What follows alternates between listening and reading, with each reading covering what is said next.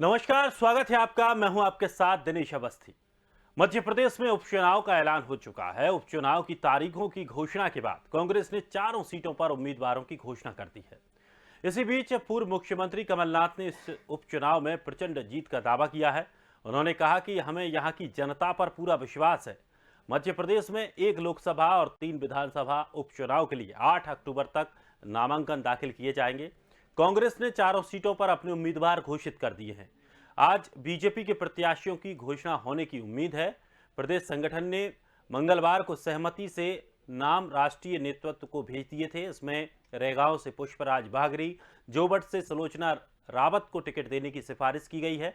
BJP सूत्रों ने बताया कि पृथ्वीपुर सीट से शिशुपाल सिंह यादव और गणेशी लाल नायक का नाम पैनल में भेजा गया है, जबकि खंडवा लोकसभा सीट पर 2 नामों पर सहमति नहीं बन पाई है। ऐसे में पैनल में ज्ञानेश्वर पाटिल, राजपाल सिंह तोमर, हर्ष सिंह चौहान, अर्चना चिटनिस का नाम दिया गया है। हालांकि प्रदेश संगठन इस सीट पर किसी ओबीसी के उम्मीदवार को मैदान में उतारना चाहती है। आपको बता दें कि कांग्रेस ने खंडवा लोकसभा सीट से राजनारायण सिंह, रैगांव से कल्पना वर्मा, जोबट से महेश पटेल, पृथ्वीपुर से पूर्व मंत्री ब्रजेंद्र सिंह राठौर का कोरोना से निधन होने के बाद अब उनके बेटे जितेंद्र सिंह राठौर को टिकट दिया है। खंडवा लोकसभा सीट पर उम्मीदवार तय करने को लेकर अभी भी स्थिति साफ नहीं है।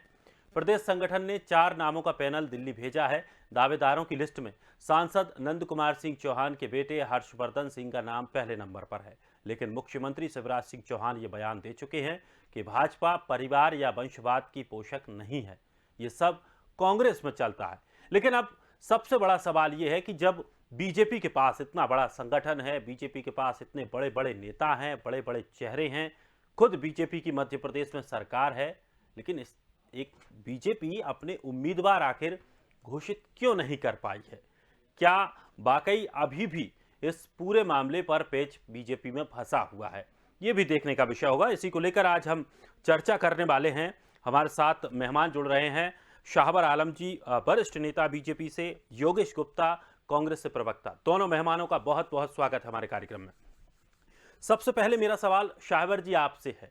इतनी बड़ी पार्टी, बड़े बड़े नेता, प्रदेश में सरकार, लेकिन घोषणा उम्मीदवारों की नहीं कर पा रहे हैं।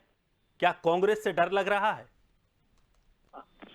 देखिए, ऐसा है, कड़वे दिनों में कांग्रेस काम कर सकती है, भारतीय जनता पार्टी की परंपरा नहीं रही।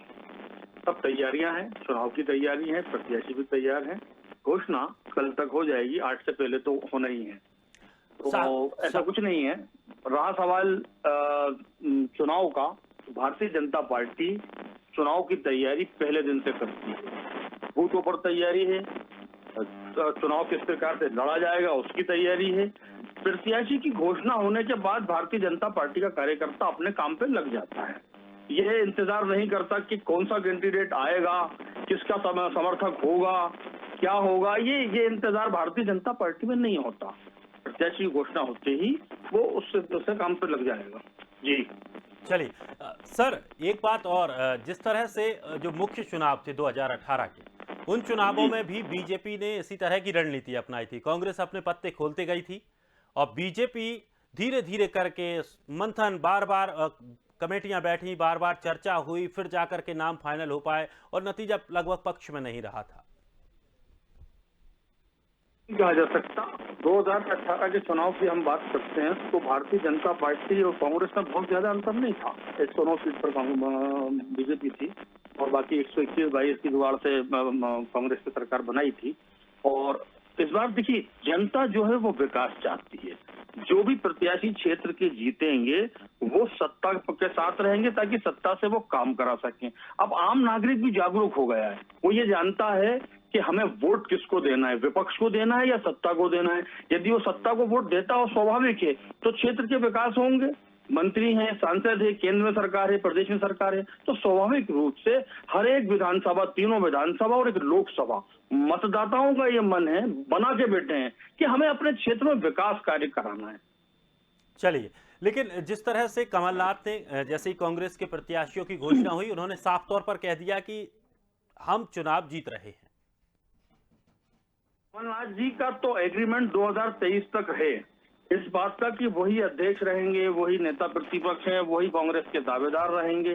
तो ये तो लीज पे है कांग्रेस मध्य प्रदेश में, जो 23 तक खत्म होना नहीं है। तो कमलनाथ जी जो कह रहे हैं वो अपनी जगह ठीक है, बाकी अन्य नेताओं की स्थिति है।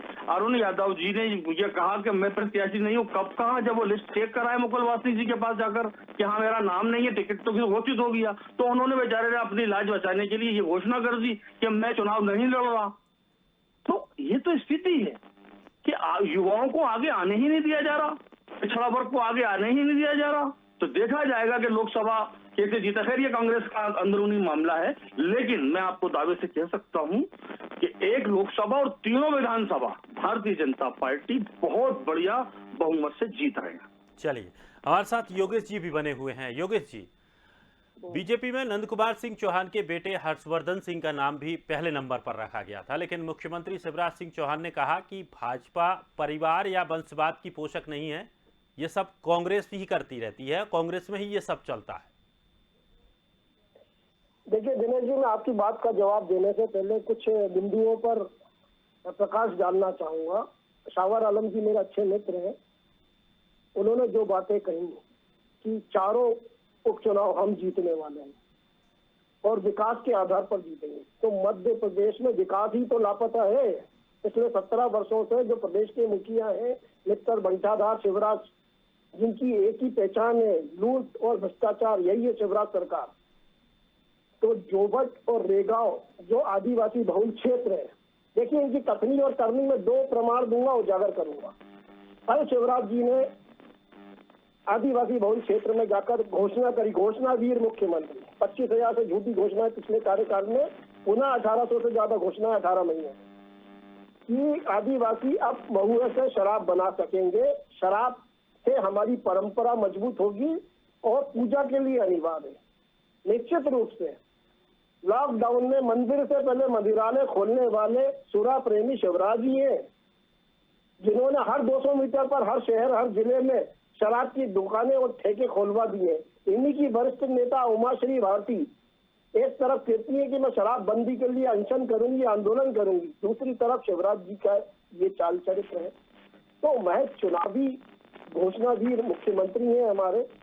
रही बात कमलनाथ जी की, तो कमलनाथ जी फ्रंट फुट पे खेलते हैं। 2018 के विधानसभा चुनाव में भी उन्होंने अपने प्रत्याशियों को भरपूर समय दिया था। पहले घोषित करने के पीछे मकसद ये है कि आप अपनी तैयारी करो, पूरी जोश और खरोश से काम करो, निर्भय होकर काम करो। यही कारण से चारों प्रत्याशियों की घोषणा कर दी गई है। भारतीय जनता पार्टी अंतर कलह से जूझ रही है। शिवराज जी ने कहा कि हम परिवारवाद की राजनीति नहीं करते। हर्षवर्धन चौहान कौन है? स्वर्गीय नंदू भैया के पुत्र। आप रेगांव से जो प्रत्याशी है आपका पुष्पराज, वो स्वर्गीय बारगी जी के पुत्र हैं। कैलाश सारंग के पुत्र विश्वास सारंग जी हैं। दीपक जोशी जी कैलाश जोशी जी के पुत्र हैं। सुंदरलाल पटवा के भतीजे पटवा जी हैं भोजपुर क्षेत्र से। तो देखिए कथनी और करनी दोहरा चाल चरित्र है भारतीय जनता पार्टी के नेताओं का। पिछले 17 वर्षों से मध्य प्रदेश की जनता ने इनका कार्यकाल देखा है और 15 महीने का कमलनाथ जी का कार्यकाल भी देखा है, जिसमें आदिवासियों के उत्थान के लिए कमलनाथ जी ने क्या काम किए थे वो जग जाहिर है, सर्वविदित है। जो जहां पर था उसको वहीं पर भूस्वामी बनाया, भू माफियाओं के खिलाफ कार्रवाई की, शराब माफियाओं के खिलाफ कार्रवाई करी, मिलावट खोरों के खिलाफ कार्रवाई करी, 100 रुपए में 100 यूनिट बिजली का बिल दिया, किसानों का कर्जा माफ किया, उनके बिजली के बिल हाफ किए। तो कमलनाथ जी की ढेर सारी उपलब्धियां हैं। और वर्तमान परिप्रेक्ष्य में दिनेश जी मैं बताना चाहूंगा, जो ज्वलंत मुद्दे हैं इन 4 उपचुनावों में, वो बढ़ती हुई कमर तोड़ महंगाई है। आम आदमी आज त्रस्त है, शिवराज सरकार मस्त है। पेट्रोल डीजल गैस की कीमतें देखिए, 111 रुपए लीटर पेट्रोल जिसमें 72 रुपए टैक्स है, डीजल 100 रुपए जिसमें 68 रुपए टैक्स है, गैस का सिलेंडर 950 रुपए। तो ये चारों तरफ से लूट खसोट की सरकार है। प्रदेशवासी भली भांति परिचित है। इन्हीं सब कुकर्मों के चलते तो 2018 में इनसे जनादेश छीन लिया था, पुनः शिवराज जी को मुखिया बना दिया, षड्यंत्र पूर्वक कुर्सी हथियाई इन्होंने, जनादेश का अपमान किया, लोकतंत्र का अपमान किया। खैर मैं उसमें नहीं जाना चाहूंगा। हमारे मित्र शावर आलम जी भी भली भांति परिचित है उस क्रियाकलाप से, तो वो एक बीते काल की बात हो गई। लेकिन इन्होंने जब कहा कि चारों चुनाव हम जीतेंगे, किस आधार पर जीतेंगे जनाब? कुछ तो आधार होना चाहिए। आपने चलिए, ये जो चारों प्रत्याशी, देखिए एक मिनट योगेश जी, आपकी बात पूरी हो तो मैं बात रखूं क्या? ना अभी मैं let me complete then you still continue, है ना। मुझे मेरी बात खत्म करने दीजिए। ये जो चारों उपचुनाव हो रहे हैं सावर जी, ये समझ लीजिए चारों उपचुनाव के होने के पीछे जो कारण है, ये चारों प्रत्याशी की मौत कोविड-19 में हुई है, तो वो एक अपने आप में बहुत बड़ा मुद्दा है। कोविड-19 में जो 1,70,000 से ज्यादा मौतें हुई है, जो कुप्रबंधन हुआ है, जो स्वास्थ्य सेवाएं लचर थी पिछले 17 वर्षों से, doctor, nursing home, paramedical staff की जो कमी थी जो आज भी है, वैक्सीनेशन पुअर चल रहा है। एक दिन का महाअभियान बनाने के चक्कर में आप लोग 8-8, 10-10 दिन तक वैक्सीनेशन को रोक के रखते हैं। आदिवासी बहुल क्षेत्रों में जो मूलभूत सुविधाएं होना चाहिए वो पिछले 17 वर्षों में चलिए अब आप अपनी बात खत्म करें, मेरी बात सुनिए। बत्ती गुल, बिजली का बिल फुल, बिल्कुल, अब सुन लीजिए। शिक्षा, स्वास्थ्य सेवाएं डरमराई हुई है। अरे तो ये सारी बात देखिए, एंकर दिनेश जी बैठे हैं, सावर जी आप एंकर नहीं है, चलिए योगेश जी, है ना। दिनेश जी बोलेंगे तब तक मैं बोलूंगा। चलिए योगेश जी, आपने इतने सारे सवाल दाग दिए, अब जवाब ले लीजिए। सवाल का जवाब दे दूंगा, कोई दिक्कत नहीं है। जी शाहवर जी, जवाब दे दीजिए आप। देखिए, मैं आपको बता दूं, पहली बात, योगेश जी ने ये कहा कि मुख्यमंत्री जी ने दारू के मामले में, शराब के मामले में कहा कि परंपरा। देखिए, भील और भिलाला समाज में शादियों में और कुछ शुभ कार्यों में एक परंपरा है, ठीक है, पूजा भी की जाती है, दारू थोड़ी सी पी भी जाती है, ये बात वहां की। दूसरी बात आपने कही कोविड की, शायद उन्होंने कही, तो कोविड तो कमलनाथ जी के कार्यकाल में शुरू हो गया था, वो एक अलग मुद्दा। तीसरी बात ये बता रहे थे कि 2018 में कमलनाथ जी के नेतृत्व में चुनाव हुए। अरे भैया, जिसके नेतृत्व में चुनाव हुए थे या जिसके कारण सरकार बनी थी, ये तो स्पष्ट हो गया कि सरकार गिराई किसने और बनाई किसने, ये स्पष्ट हो गया। उपचुनाव जीते, फिर दोबारा सरकार बनाई, ये भी स्पष्ट हो गया। तो आपने कभी गिना नहीं उन लोगों को जो वर्चस्व वाले थे, जो जनाधार वाले थे। आप तो और फिर सरकार की बात कर रहे हैं। मैं 15 महीने की सरकार में रहा कमलनाथ जी की, क्या मुझे नहीं मालूम क्या होता था वल्लभ भवन में? और उसके बाद में आपके विधायक, आपके मंत्री, उनको तो समय ही नहीं देते थे। कार्यकर्ता तो बहुत छोटी चीज थी, पीसीसी में कितनी बार आए थे वो। तो ये सब आपकी तो मजबूरी है, आपके पास विकल्प नहीं है। और कांग्रेस का कार्यकर्ता मजबूर है, वो कांग्रेस नहीं के अलावा उसके वो कहीं नहीं जा सकता, ये आपकी मजबूरी हो सकती है। लेकिन ये जो चुनाव हो रहे हैं, ये केवल और केवल विकास के मुद्दे पर हो रहे हैं। क्षेत्र में, एक एक क्षेत्र में अब विकास हो रहा है। देखिए, जो विधायक, आपके 22 विधायक गए थे, वो उनकी शिकायतें क्या थी कि उनके क्षेत्र में जब काम के लिए जाते हैं तो कमलनाथ जी कहते हैं चलो चलो, तो सरकार को चलता कर दिया। तो देखिए, ऐसा है। और आप जाके पता करिए, आप 19 विधानसभा जीते हैं 22 में से, वहां पे आप विकास कार्य उठाइए, कितने काम हो चुके हैं। अन्य विधानसभाओं में कितने विकास कार्य हो, उसकी लिस्ट देख लीजिए।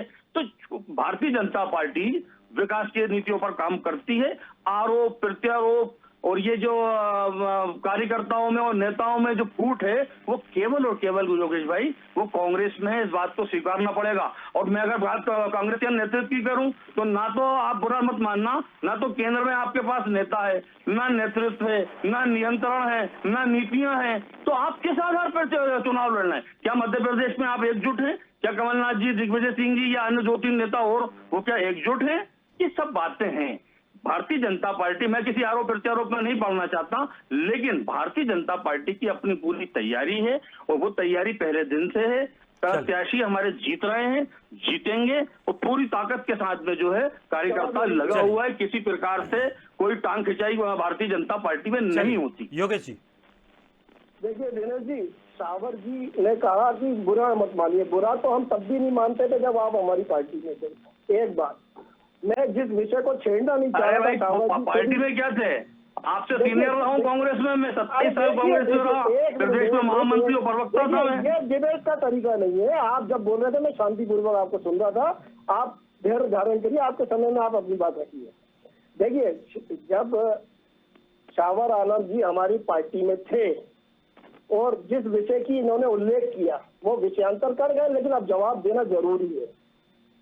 देखिए, मध्य प्रदेश में पिछले 15 साल के शिवराज के कार्यकाल को, उनके कुशासन को देखकर मध्य प्रदेश की जनता ने अपना जनादेश कांग्रेस को दिया था।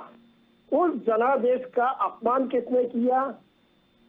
जिनकी ये बात कर रहे सिंधिया जी और इनके समर्थकों ने अपना दीन ईमान सब कुछ बेच दिया।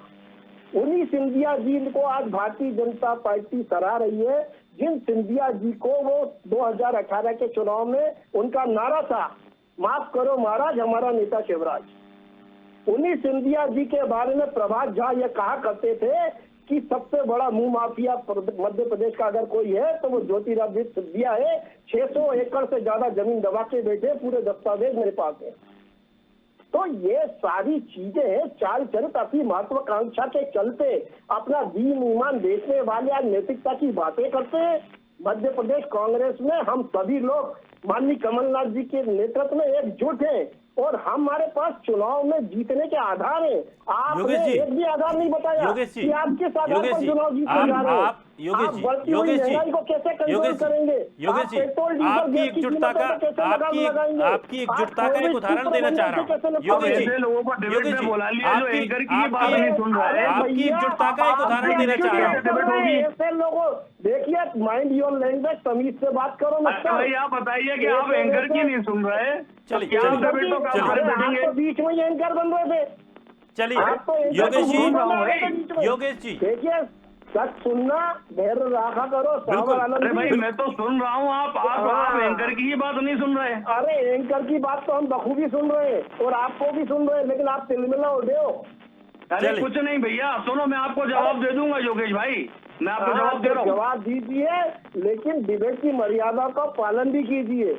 अरे आप मुझे मत सिखाइए, मुझे मत सिखाइए डिबेट की मर्यादा है। लोगों ने कांग्रेस से जाने के बाद कांग्रेस साफ हो रही है, कचरा साफ हुआ हमारी पार्टी। अरे कांग्रेस पूरी साफ हो रही है, बिल्कुल सही कहा आपने।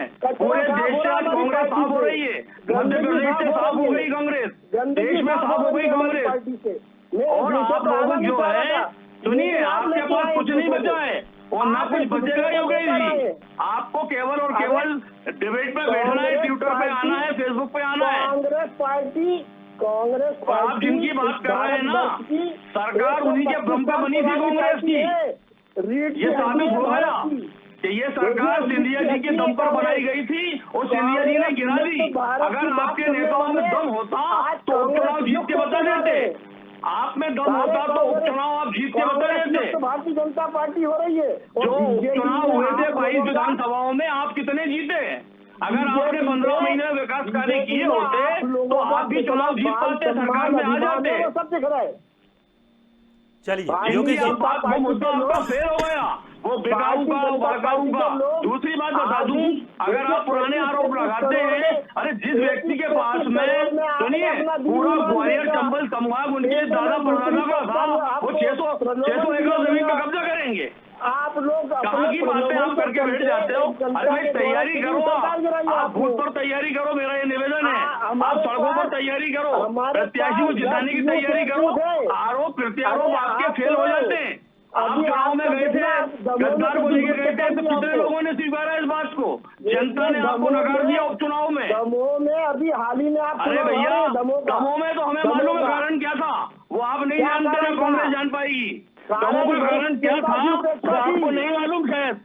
वरिष्ठ नेताओं की कांग्रेस अपने दम पे नहीं जीती, चलो दमोह में सुनाओ अभी भी हो रही है, ऐसी ट्रेन में खामियां हो गई थी, ये सब जानते हैं। जनता पार्टी के जो मूल नेता थे ना, उनकी उपेक्षा एक कारण थी दमोह चुनाव हारने का, और वही भूल अभी पुनः की जा रही है। आप रेगांव में वही कर रहे हैं, आप जोबट में वही कर रहे हैं, आप खंडवा में भी वही करने जा रहे हैं। चलिए योगेश जी, पास प्रत्याशी आयोजित करते हैं प्रत्याशियों। योगेश जी, आपने कहा कि कमलनाथ जी के सानिध्य में पूरी कांग्रेस एकजुट है, लेकिन ठीक चुनाव से पहले ऐसे नेताओं का जाना जो कि प्रत्याशी जिनको माना जा रहा था कि ये यहाँ से चुनाव लड़ेंगे, वो लोग कांग्रेस छोड़कर जाते हैं, तब जाकर के आपके संगठन पर, आपके अध्यक्ष पर सवाल खड़े होते हैं कि आखिर इतना कितना इनका वर्चस्व है कि नेता लोग छोड़ कर जा रहे हैं। आज भी एक नेता शामिल हुए हैं बीजेपी में, तो लगातार जब छोड़ कर लोग जा रहे हैं, फिर आप ये दम क्यों भरते हैं कि कांग्रेस में सब कुछ ठीक है? नेतृत्व तो देखिए, बहुत बढ़िया है। अगर ऐसा देखिए, बढ़िया नेतृत्व होता है तो फिर मुझे नहीं लगता कि और बुरा नेतृत्व कैसे होता होगा। जवाब दूं मैं आपकी बात का, आपका जी, प्रश्न हो जी। गया हो तो। देखिए, कांग्रेस पार्टी भारतवर्ष की रीढ़ की हड्डी है। इसमें कई नेता कई सालों में आए और गए। कांग्रेस यथावत है और हमेशा रहेगी। कांग्रेस में वर्तमान परिप्रेक्ष्य में कसावट का दौर चालू है। जो नेताओं की बात आप कर रहे हैं, जिनके नामों का आप उल्लेख नहीं कर रहे हैं, उनको कांग्रेस पार्टी उम्मीदवार नहीं बना रही थी। अपनी महत्वाकांक्षा के चलते भारतीय जनता पार्टी में गए हैं और बीजेपी के जो मूल नेता हैं, जिन्होंने टाट पट्टी उठाकर मेहनत से आज संगठन बनाया, उनकी उपेक्षा जो हो रही है, उसका 4 दिन पहले उदाहरण देखने को मिला भारतीय जनता पार्टी के प्रदेश कार्यालय में, जब कृष्ण मुरारी मोघे जी के 300 समर्थकों ने क्या हंगामा किया है। वरिष्ठ नेता अर्चना चिटनिस जी को मिलने का समय नहीं दिया वी.डी. शर्मा जी ने। तो ये जो उपेक्षाएं हैं, ये आत्मघाती कदम है भारतीय जनता पार्टी के लिए। हमारी जीत के में योगदान है इन लोगों का, देखना आप आगे वाला आने वाला समय बताएगा। और जो ज्वलंत मुद्दे हैं, इन पर कोई काम शिवराज सरकार भी नहीं कर रही, मोदी सरकार भी नहीं कर रही है। तो आप अपने अंतर मन में खुश होते रहो। अंतर कलह की बात मतलब मेरे मित्र आपके- शावर आलम जी ने करी।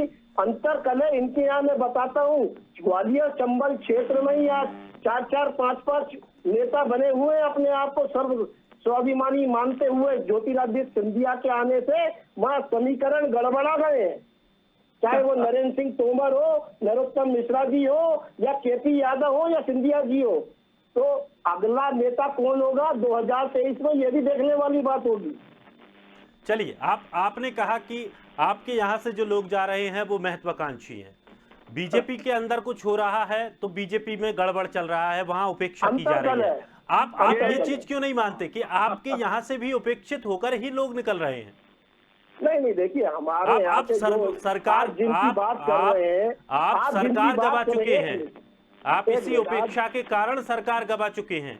जितने भी आपका लोग मैं आपसे तो- दूर गए, सभी ने यही आपकी आरोप बात का लगाया मैं जवाब कि दे रहा हूं, अंदर आपकी बात घुसने कर नहीं रहा हूं। दिया जाता था, उनसे बैठकर बात नहीं की जाती थी। जवाब ले लीजिएगा। देखिए, अभी हाल ही में कुछ दिन पहले भारतीय जनता पार्टी के प्रदेश प्रभारी मुरलीधर राव आए थे।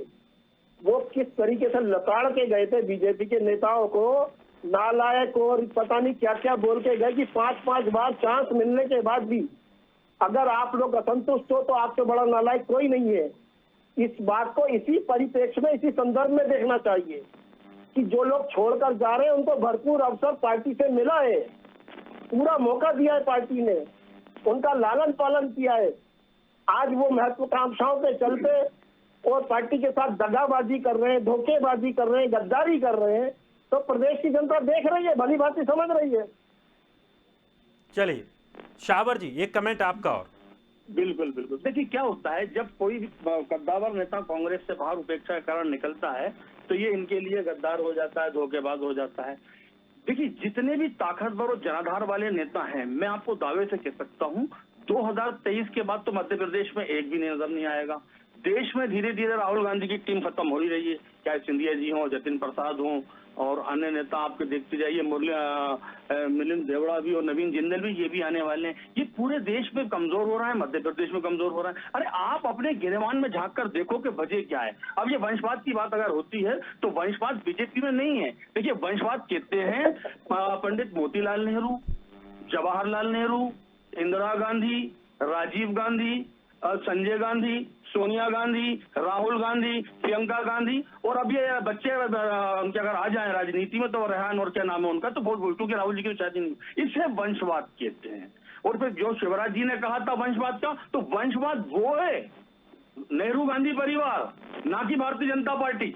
नरेंद्र मोदी जी के पिताजी का नाम बताइए, क्या वो राजनीति में थे? शिवराज जी के पिताजी ना क्या राजनीति में थे? या अन्य नेता जो आज भाजपा में, कांग्रेस में, भाजपा में सांसद हैं, विधायक हैं, उनके पिताजी क्या थे? तो देखिए, ये भारतीय जनता पार्टी एक मजबूत जो है संगठन बनता जा रहा है और कांग्रेस अपनी हेकड़ी में खत्म होती चली जा रही है। इनको आत्ममंथन करना पड़ेगा। ये देश की बड़ी पार्टी थी, लेकिन आज टुकड़े टुकड़े क्यों होती जा रही है? टुकड़े टुकड़े गैंग को आज कांग्रेस संभालने का मौका मिल रहा है। वो एक वामपंथी कहता है कि कांग्रेस डूबता जहाज है, इसलिए हम उसको बचाने के लिए आए हैं। तो ऐसे लोगों को आप लेते हो और आपके पास बचा क्या है? आज भी मैं निवेदन करूंगा, मेरे मित्र हैं योगेश भाई, मेरे पुराने साथी हैं, देखो कि क्या हो रहा है, लोग क्यों जा रहे हैं। ये जरूरी नहीं है कि आपके पास हो जाता हो, गद्दार हो जाता है और फिर उस गद्दार को जनता चुन भी लेती है, सरकार भी बना देती है। 60-60 हजार 65-65 हजार वोट से जीत के आ जाते हैं। वो आत्ममंथन करने की जरूरत है, चिंता करिए इस बात पर। चलिए योगेश जी, 30 सेकंड में एक आपकी टिप्पणी और, समय लगभग पूरा है। देखिए, गांधी परिवार और गांधीयों से हमेशा नाथूराम गोडसे की विचारधारा का विरोध रहा है। गांधी की हत्यारे गांधी को कभी बर्दाश्त नहीं कर पाएंगे। जितने गांधियों के नाम इन्होंने गिनाए, सबने देश के लिए सर्वोच्च बलिदान दिया, शहादत दी है।